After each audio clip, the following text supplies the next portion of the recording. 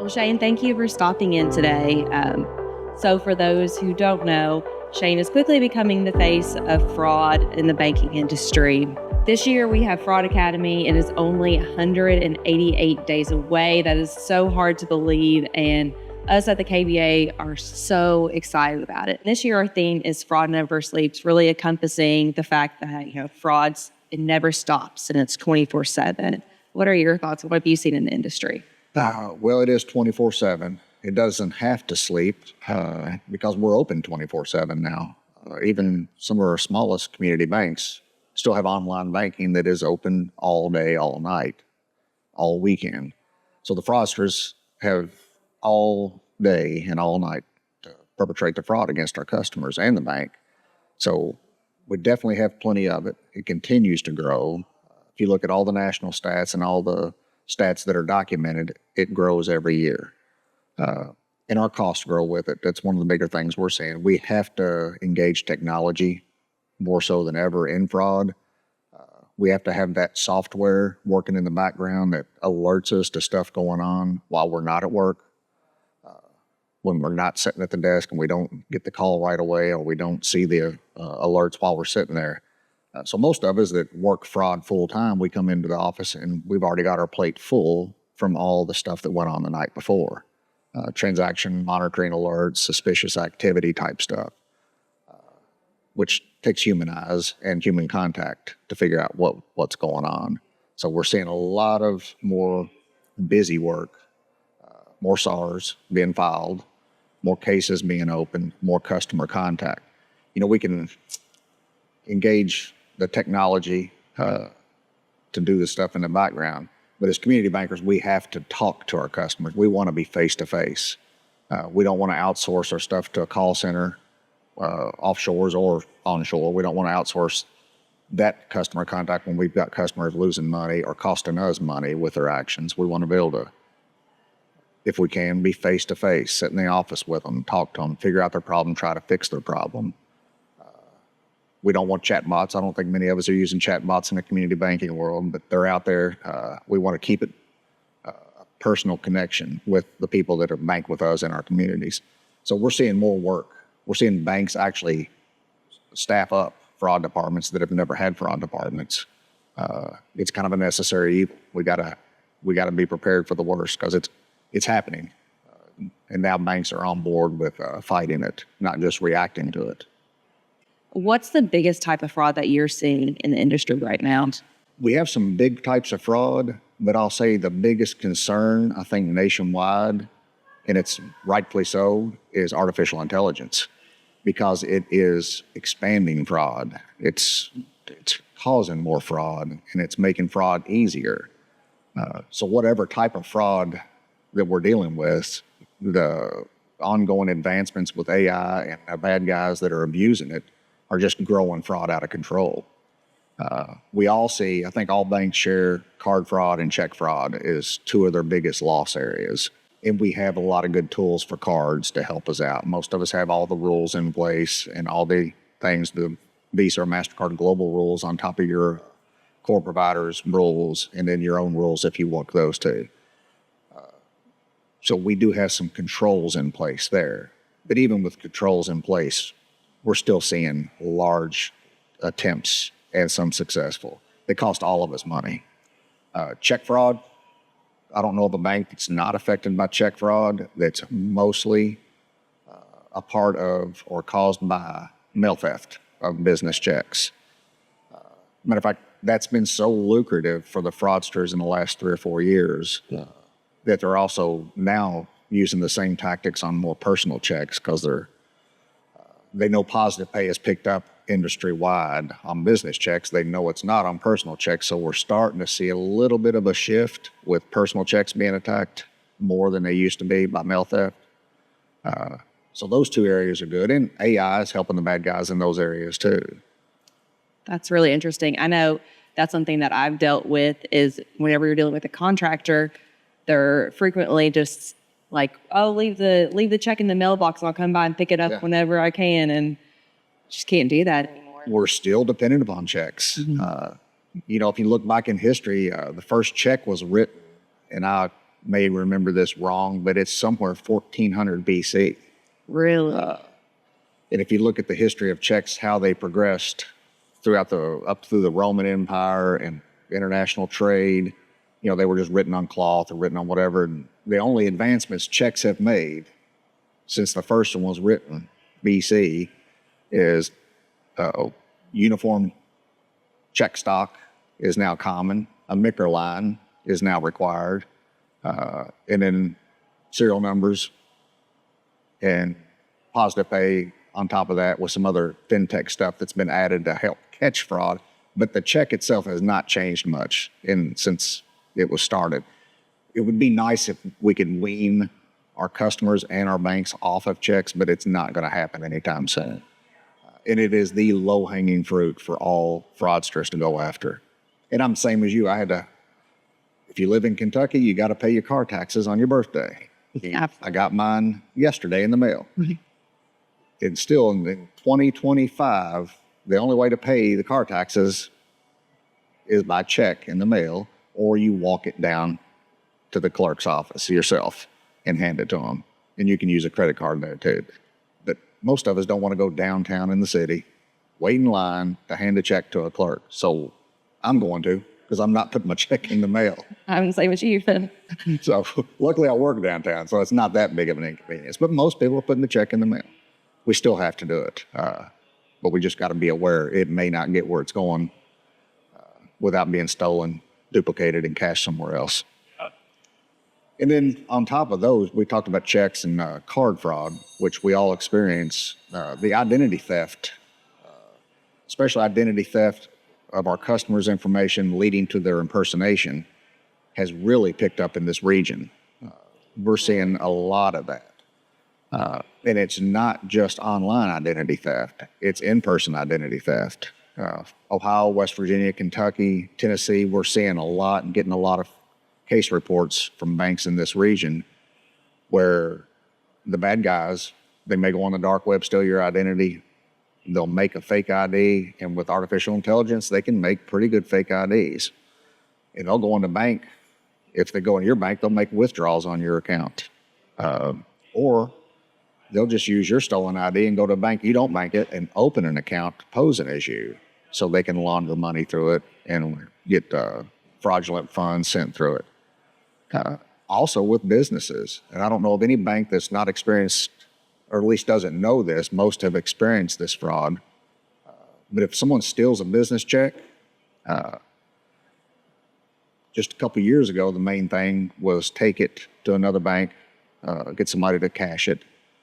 Now they're taking that check, and if it's made out to ABC Incorporated in West Virginia, come over to Kentucky, go to the Secretary of State online, register ABC Incorporated under your name, not the other owner's name. Now you've got a legitimate LLC business licensed in the state of Kentucky.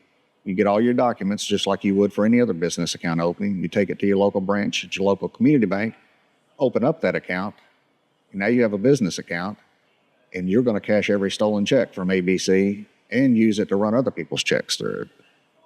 That is one of the faster growing things we're seeing. It seems like every time I talk about fraud, there's more things that come up, and I just look at my own life and I'm like, oh, yeah, I need to shore up that weakness area. What are banks doing to combat, especially in Kentucky with the Secretary of State's office? Well, we've talked to the Secretary of State. And it's not just Kentucky, a lot of states, they know this is going on. So they're doing some of the know your customer background stuff that banks are required to do to try to weed out the bad guys doing this. I don't know exactly what they're doing. I know it's on their radar. They see the problem because it's nationwide. So evidently they're not linked where they can see who's got ABC LLC over here and who has it over there to make sure it's not stolen. But it is on the radar. So at least the banks have brought that to their attention because of the check fraud issues. That's interesting. We talked about AI a little bit earlier, but it's, when you really look at how AI has progressed over a relatively short amount of time, when AI first came out, you could tell it was AI. It was robotic-y. The sentences didn't quite make sense. They were choppy. Now, anytime I see videos and they've incorporated AI versus someone actually speaking, half the time I guess it's wrong because it's so seamless. So good. Yes. Yeah, the technology's growing, and it's available to anybody now. You know, the good stuff was on the dark web for the bad guys to use. Now it's everywhere. It's still video stuff. There's still little clues you can look for if you're FaceTiming with somebody, and we see this in romance scams, where the romance scammer was always mostly texting, emailing, and calling. And the person didn't know them, never met the person, and the victim never met their lover in person to know what their voice would be like. But they had pictures, stock pictures they were using. Now they can take AI and take the most beautiful woman or handsome man's face, turn it into an avatar that they can control and do FaceTime in real time with. And there is a telltale sign there still, as most of them, and I think most banks know this, romance scams, a lot of the time, the lover is overseas, typically in a war zone or a depressed economy country or an oil rig. It's at Doctors Without Borders in some small African village with poor reception, a war zone where reception is infrequent, or an oil rig. We're out in the middle of the ocean. That is a cover story now for why there's poor reception, why it may be a jumpy video or a choppy phone call, because it's easily explained. My wife was deployed to a war zone in Afghanistan 10 plus years ago. When we talked or video timed, it dragged, it stalled, it was choppy. I expected that. So the fraudsters, they've mastered that. So they also use the territories that have bad reception as their excuse for why the soldier looks choppy in the video, or the guy on the oil rig doesn't, call as often, and only in emergencies. So they know how to work around some of the tech glitches within AI. That's interesting. Yeah. One of the things we talked about during Fraud Academy last year is tracking fraud. And it's really amazing how, when you look at financial institutions as a whole, how few know exactly how much fraud losses they have and are tracking it. Is that something that you've seen improve or change? I've seen it improve greatly. Now, I've been doing this almost 10 years now with Central Bank. When I came into my position, I inherited a well-run machine for the most part. I was left by the predecessor with good employees and good tactics and good tracking of stuff. So we just refined it and made it a little bit more granular to help us out. So I was used to that. I thought all banks did that. And as we started doing this outside training and asking people, what's your number one fraud loss? What's your number one threat? We got more I don't knows or we don't track than I would have ever expected. We actually got more of that than we actually got numbers. Now, full disclosure, coming from 20 plus years in law enforcement, most of that working in drug enforcement, I tracked everything. I was required by law, as required by the federal agencies that gave us our money to do enforcement, to track. I had to track every dollar spent by our undercovers to buy drugs. I had to track every dollar recovered. I had to track every gram of illegal substance we bought, sold, trafficked, or recovered. I was held accountable to the outside auditors, internal examiners, with different federal agencies because we used all their money and local money. I was held accountable by judges and jurors to account for everything. So I thought banks were doing the same thing with fraud.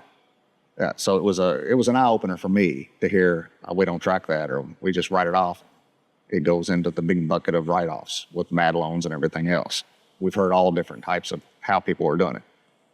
The good thing is that's come out of the increase in fraud is now fraud is on everybody's radar. It's not just something you outsource to your card vendor or wrote off for whatever reason. The losses got too big and the CEOs started seeing the numbers raise up, and now they're building units to help fight fraud. I've seen hundreds and hundreds of banks throughout our training we do outside that are building fraud units now that never had a fraud department. They just might have had a small bank, might have just had a manager that was controlled with, taking care of some stuff. Now we're seeing people with their own fraud units, which helps. It costs money, but in the long run, it saves money, and it's taking care of the customer, saving their money as well. Yeah, that's one thing that I've seen as well, is just the increase of financial institutions are seeing that really, if they invest in fraud, then while it might be an initial investment, like sending people to Fraud Academy, like we had banks send people, like I said, all the way from Oregon, fly them into Fraud Academy. But in the end, it's saving them money because they can catch it, stop it, keep it from infiltrating their institution, and then ultimately it's saving their customer money as well. Exactly. We're not just saving our bank's money, we're saving our customers' money. And if you track fraud, and as banks learn to track fraud better, and those that do track the whole spectrum of fraud, how much exposure you had, how much loss you had, how much recovery you had, where you lost it, how you lost it, when you lost it, all that pays off. You can get a pattern. You can see patterns and know how to get proactive with fraud, not just reactive. So there are positives to tracking it. So this year, Fraud Academy, could we expect some key players back that we had last year? Yes, we're hopefully bringing some of the all-stars back. We've got commitments from our Secret Service presenter, who's a national expert on card skimming. And that's always changing tactics with the bad guys. So it's new, fresh material he'll have for us this year. It's always one of the most favorite classes by everybody in the surveys. We've got DEA committed to coming back. Hopefully we'll be able to teach some international fraud this time, international money laundering. That's fraud is used to help move money from America back to Mexico, back to China and other countries through community banks. So it's going to be an interesting presentation. We got people representing the U.S. Attorney's Office that will talk about human trafficking. And then we'll also have our little back and forth sort of a roundtable with SAR discussions with the U.S. Attorney's Office with the attorney who's in charge of assigning SARs to federal agencies to investigate. And it's good to have that person's perspective and that person that you can ask questions while on stage or virtually. Where's my SAR? What's being done with my SAR? How do you all do this? Because a lot of banks get frustrated. They file the SAR, rarely hear anything from anyone in law enforcement, and then keep having to refile the SARs. So we have somebody that comes up there that actually is in charge of that explains how it works and why you may not always hear from them or how you can get a hold of them to find out more information. So that's a beneficial thing, educating on the law enforcement side of it.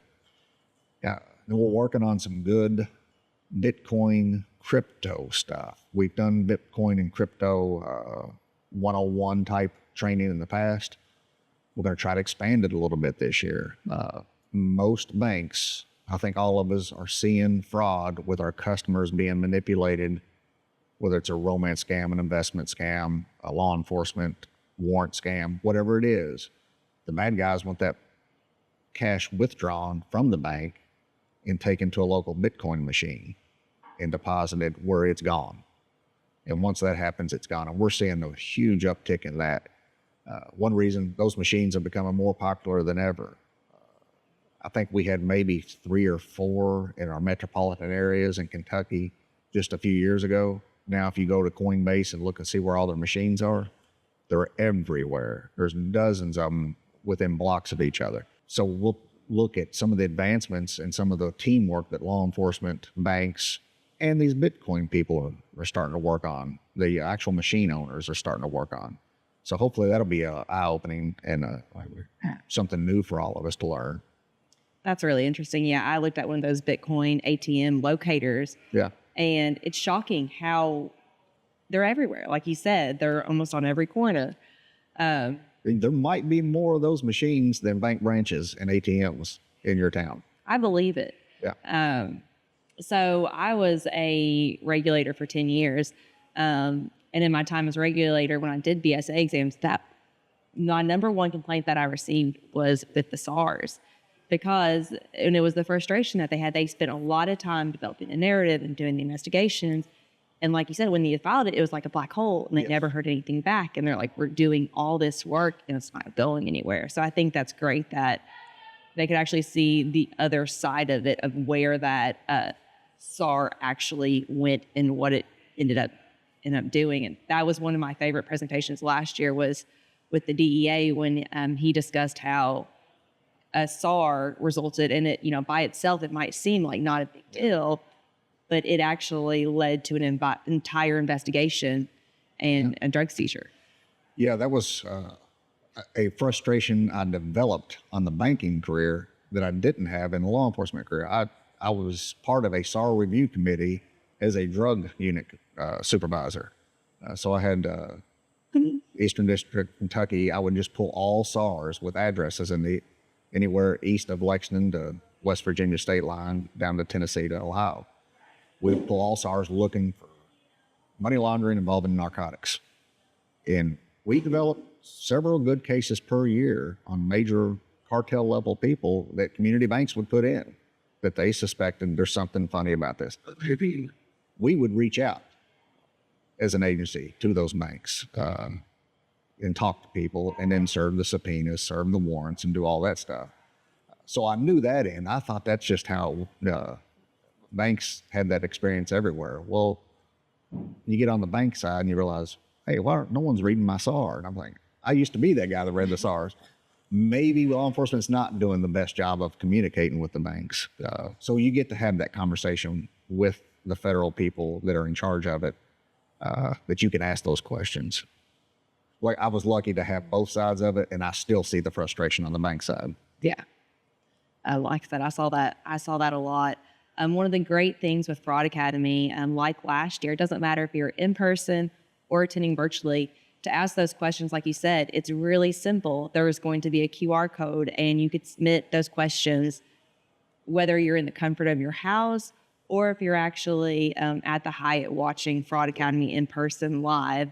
And all of our presenters always love the question and answer part of the presentation. Yes.